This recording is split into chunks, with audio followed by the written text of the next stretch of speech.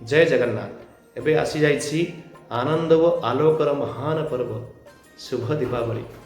आपण मैंने जानते कि ये शुभ दीपावली रे घरे घरे पुरे पुरे जते भी सनातन संस्कृति रे हिंदू धर्मर लोक मैंने अच्छा ना समस्ते कहीं निज घर अगणा को दीपर आलोक ज्योतिर्मय करि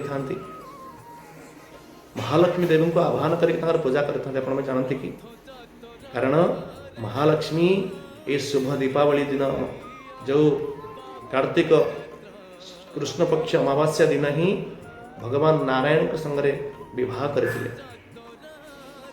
ठीक 15 दिन पूर्व जो कुमार पूर्णिमा गला से दिन महालक्ष्मी जन्म होता। जो शरद पूर्णिमा से दिन महालक्ष्मी जन्म होता। ठीक 15 दिन पर महालक्ष्मी विवाह होता।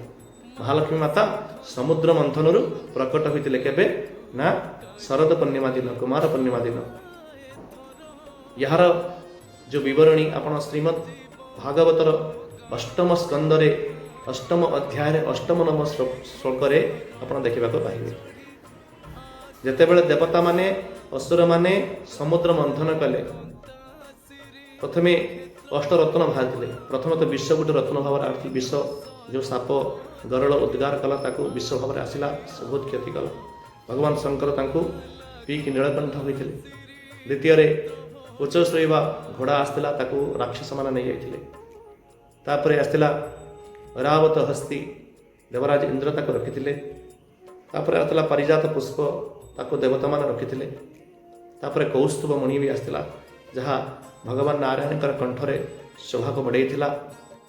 तापर आसला रंभा जे अप्सरी रूप आसते से देवता मान पाखर रहिले। शेषर आसते महालक्ष्मी। जिते महालक्ष्मी आसिले ना ये देवता माने कहले आमे नबु असुर माने कहले आमे नबु किंतु महालक्ष्मी को प्राप्त किए करी। महालक्ष्मी कहले तुम तो समस्ते निज निज भीतर जुक्ति लगुच समस्ते पाइबा इच्छा करुच किंतु मु तो जड़े नारी जड़े मु जन पाखक जीवी तेणु स्वयंवर रचना करा जाओ। गोटे बहुत बड़ सभार अनुष्ठान करागला। जितेबले महालक्ष्मी माता से सभा मध्य को वर्णमाला धरी आसिले से जहाँ को निज इच्छा वर्णमाला पिंधेबे से तांकर स्वामी हेबे। तेणु जो सभा मध्य को आसिले सबुआड़े देखु था कि महालक्ष्मी को पाइबा कार योग्यता नहीं। महालक्ष्मी के किए पाइब ना जहाँ पाखर स्वच्छता थी दया थी क्षमा थी घट घट भितर भगवान को दर्शन करूँ से ही महालक्ष्मी को पाइब। महालक्ष्मी घर को जीवे। तेणु से कई से भाया योग्यता लोक नथिले। देवता माने असुर माने निराश हेले। शेष भगवान श्री विष्णु श्री हरि को महालक्ष्मी कण कले ना निजर स्वामी रूप नारायण कंठरे वर्णमाला पिंधाई देथिले।